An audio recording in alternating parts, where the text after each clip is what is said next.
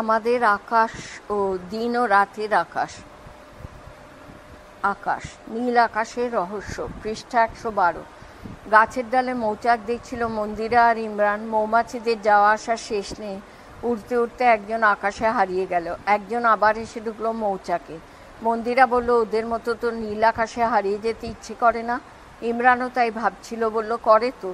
ইচ্ছে হয় উড়তে উড়তে সাদা মেঘের পিছনে চলে যাই। আচ্ছা, সাদা মেঘের পিছনে আকাশের কি রং বলতো? নীলই হবে।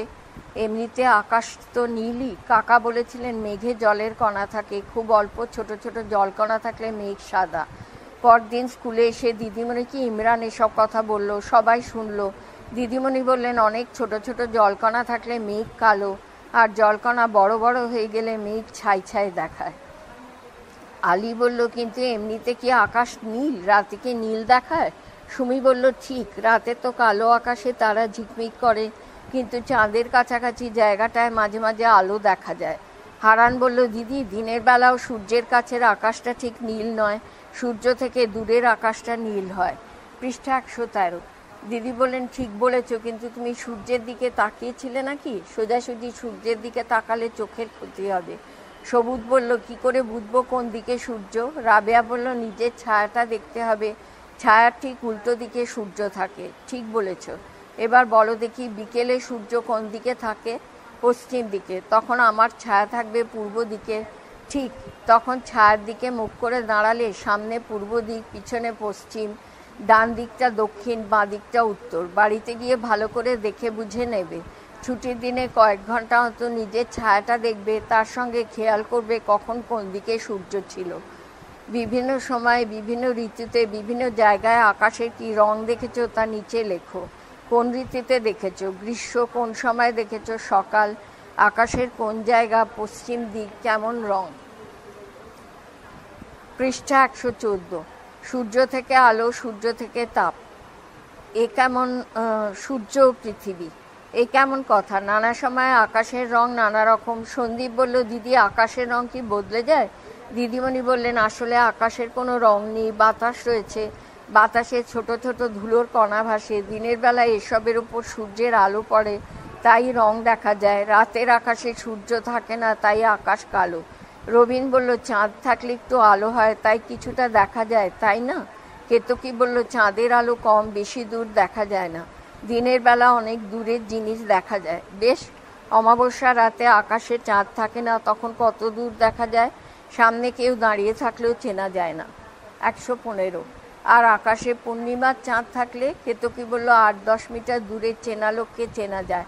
হারান বলল, 8-10 মিটার মানে? 3 তলা বাড়ির নিচের থেকে ছাদটা 8-10 মিটার হয়, পূর্ণিমার রাতে নিচ থেকে ছাদের লোক চেনা যায়।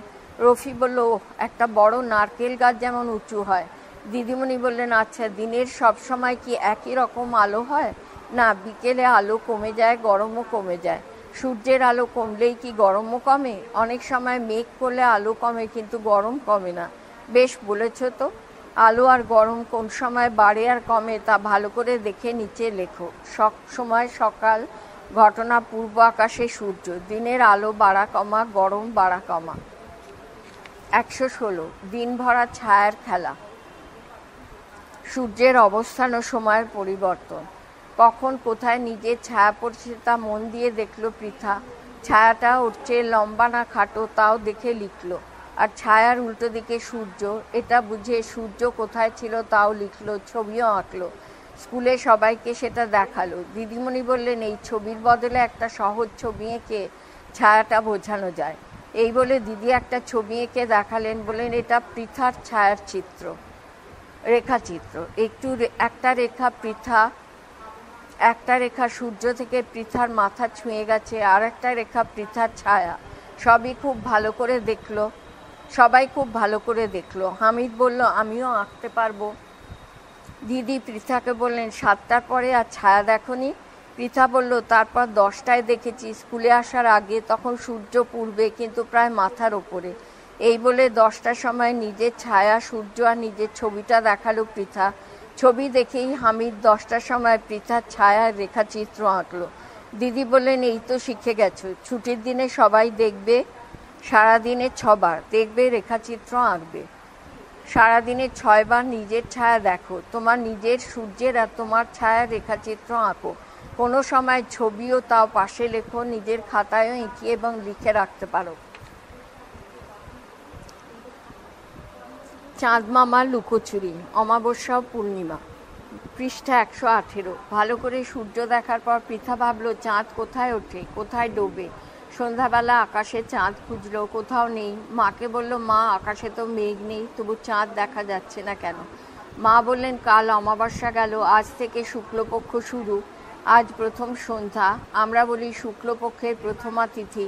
আজ চাঁদ দেখা যাবে না, কাল সন্ধ্যাবেলা দেখতে পাবে। পরের সন্ধ্যায় পৃথা আবার দেখলো সত্যিই তো বাঁকা কাস্তের মতো সরু একটা ফালি চাঁদ উঠেছে পশ্চিম আকাশে। মাকে বলল, মা চাঁদ পশ্চিম আকাশে ওঠে, সূর্যের মতো পূর্ব আকাশে ওঠে না? মা হাসলো, বললেন, রোজ সন্ধ্যাবেলা দেখো, তারপর বুঝবে। আজ শুক্লপক্ষের দ্বিতীয়া, এরপর তৃতীয়া, চতুর্থী, এভাবে চলবে। আধ ঘন্টা পরে আবার চাঁদ দেখতে গিয়ে পৃথা অবাক, চাঁদটা কোথাও নেই। পরে 3 দিন পৃথা ভালো করে লক্ষ্য করলো, পরপর চাঁদটা বড় হচ্ছে আর মাঝ আকাশের দিকে সরে সরে উঠছে। 3 দিন পর ষষ্ঠীর সন্ধ্যা পৃথা খুব ভালো করে দেখলো চাঁদটা কমলা লেবুর কুয়ার মতো দেখাচ্ছে। মাকে দেখালো, মা বললেন, পূর্ণিমার দিকে যত যাবে চাঁদটা তত বড় হবে।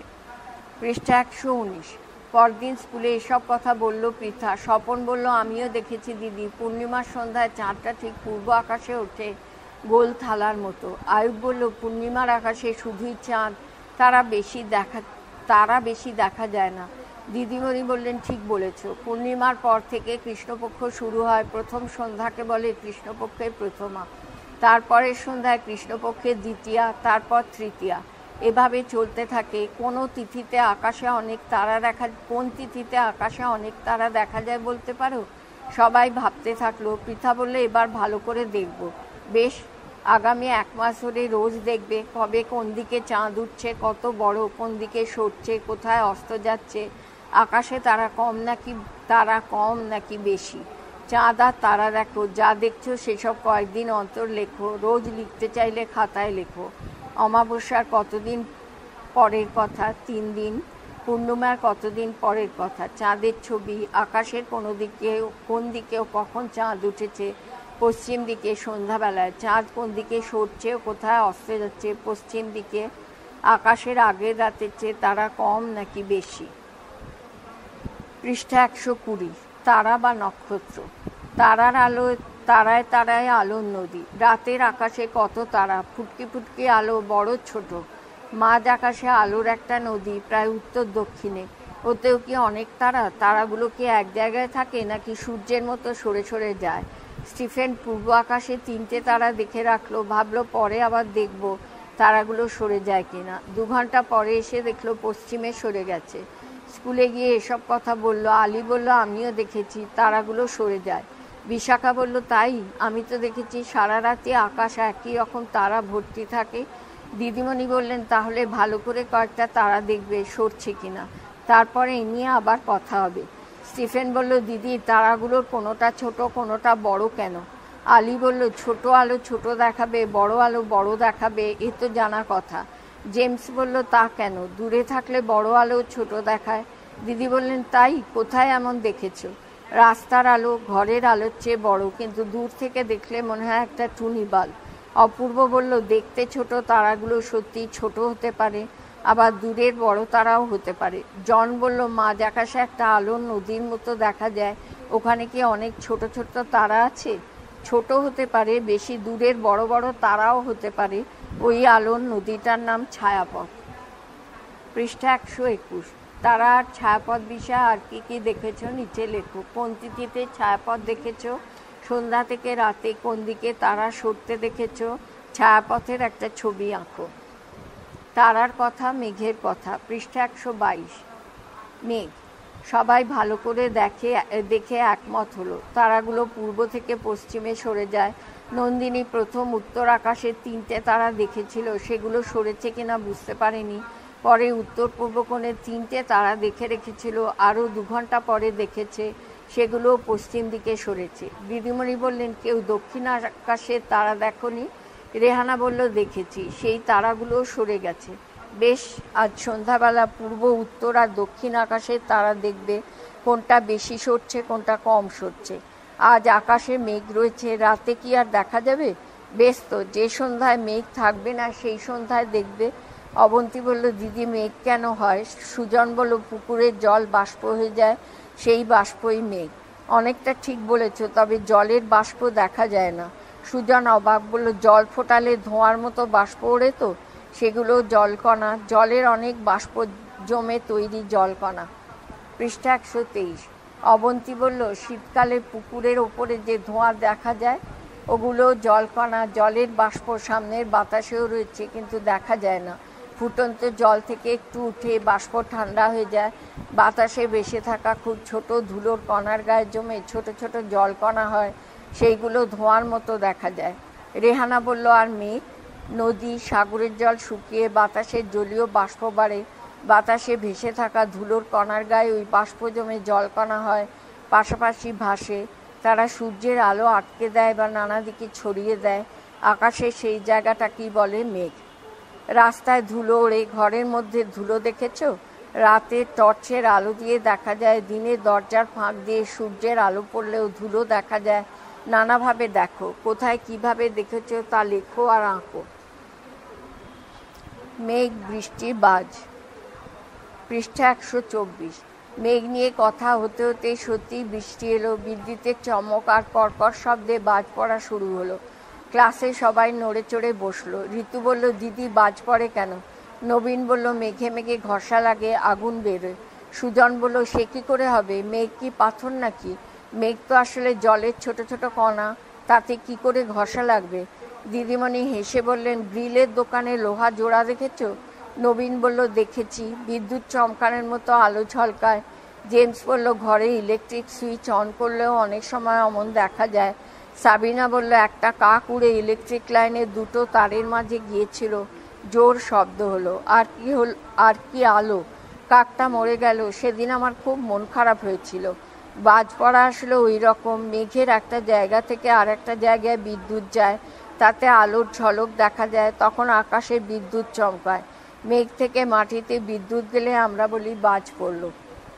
125। কৃষ্ণা বলল, দিদি নারকেল আর তাল গাছের উপরই কেন বাজ পড়ে? ওগুলো উঁচু গাছ, ওদের মাথাগুলো মাটি থেকে অনেক উঁচুতে, তার মানে অন্যান্য গাছের তুলনায় মেঘের একটু কাছে থাকে। সুজন বলল, মেঘের কাছে বলেই উঁচু গাছের মাথায় বাজ পড়ে।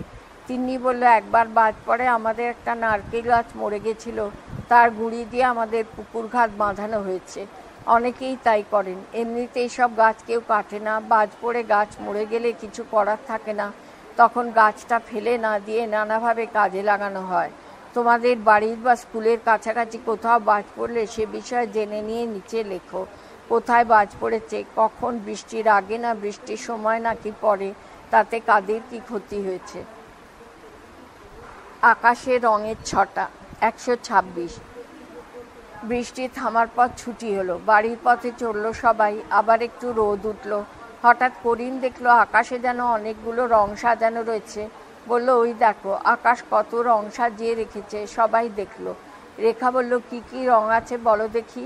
সবাই মিলে গুনতে শুরু করলো। গোনার পর রঙের সংখ্যা নিয়ে নানাজনের নানা মত। 4টে রং, নীল, সবুজ, হলুদ আর লাল। নীলের আগে একটু বেগুনি আভা দেখছিস না? 5টা রং। পরদিন সবাই মিলে ক্লাসে আকাশে রঙের 6টার কথা বলল। দিদিমণি বললেন, 4-5টা রং মনে হয়েছে? দূর থেকে ভালোই দেখেছ, তবে ওই নীলের দুটো ভাগ আছে, একটু গাঢ় আর একটু হালকা। এমনিতে আকাশ ওই রকম হালকা নীল দেখায়, তাই ওই রংটাকে বলে আকাশী। রিম্পা বলল, তাহলে মোট 6টা রং? 127। খুব ভালো করে দেখলে হলুদ আর লালের মাঝে একটা কমলা রং দেখা যায়, তাই আমরা বলি মোট 7টা রং। বেগুনি, নীল, আকাশী, সবুজ, হলুদ, কমলা আর লাল। ঠিক। রঙগুলোর নামে প্রথম বর্ণগুলো পরপর লেখো তো। সবাই খাতায় লিখলো বে, নি, আ, স, হ, ক, লা। তনিমা বলল, আচ্ছা দিদি, খানিক পরেই রঙগুলো মিলিয়ে গেল কেন? ওগুলো আসলে ছোট ছোট জলের ফোঁটা। করিম অবাক হয়ে বলল, জলের ফোঁটা? হ্যাঁ, ছোট ছোট জলের ফোঁটার উপর সূর্যের আলো পড়ে, এক একটা ফোঁটা থেকে এক এক রঙের আলো চোখে আসে। যে ফোঁটা থেকে যে রঙের আলো, সেটা সেই রঙের দেখায়। আকাশে রঙের ছটা দেখেছো? কেমন দেখতে আঁকো। তুমি কোথায় ছিলে, সূর্য কোথায় ছিলে তাও আঁকো। আকাশ, দিনের আকাশ, মিশল আকাশ মাটির পরে। 128। ছুটির দিন। পিনাকি মামার বাড়ি যাচ্ছিল মামার সঙ্গে। হেঁটে গেলে কম পথ, বড় মাঠটা পেরোলেই পৌঁছে যাবে। দুজনে ঠিক করলো হেঁটেই যাবে। মাঠটার কাছে এসে পিনাকি দূরে তাকালো। মাঠের ওপারে আকাশটা কি গাছের মাথায় মিশে গেছে? মামাকে জিজ্ঞেস করলো। মামা হেসে বললেন, চলো, ওখানে গেলেই দেখা যাবে। হাঁটতে হাঁটতে ওরা মামার বাড়ির গায়ে পৌঁছে গেল। মামা বললেন, দেখো তো আকাশটা কোথায়। পিনাকি দেখলো আকাশটা আগের মতোই অনেক উঁচুতে। বুঝতে না পেরে মামার দিকে তাকালো। 129। মামা বললেন, চলো, আমাদের বাড়ির পাশেই তো মাঠ, সেখানে গিয়ে আবার দেখবে আকাশটা কোথায়। মামার বাড়ির কাছে পৌঁছে পিনাকি একাই মাঠের ধারে গেল। মাঠের ওপারের আকাশ এখানেও মিশেছে মাটিতে। পরদিন স্কুলে এইসব কথা বলল পিনাকি। তনিমা বলল, আমিও দেখেছি, পিসির বাড়িতে যাওয়ার সময় দেখেছি। দিদিমণি বললেন, ফাঁকা জায়গায় গেলেই এমন দেখা যাবে। দিদি, দূরের ওই জায়গাটাকে কি বলে? দিগন্ত রেখা, দিকচক্র রেখা, এইসব নাম আছে। মৌলি বলল, দিদি, দিগন্ত রেখা কত দূরে হয়? ফাঁকা জায়গাটা যত বড় হবে দিগন্ত রেখা তত দূরে চলে যাবে। আকাশটা মাটির বেশি কাছে মিশেছে মনে হবে। আয়ুব বলল, আমাদের বাড়ির পিছনে সারি সারি গাছ। পুকুর পাড়ে দাঁড়িয়ে তাকালে মনে হয় যেন গাছগুলো অনেক দূরে গিয়ে আকাশে মিশে গেছে। নিচে একটা মাঠ, আর মাঠের পাড়ে দিগন্ত রেখা আঁকা।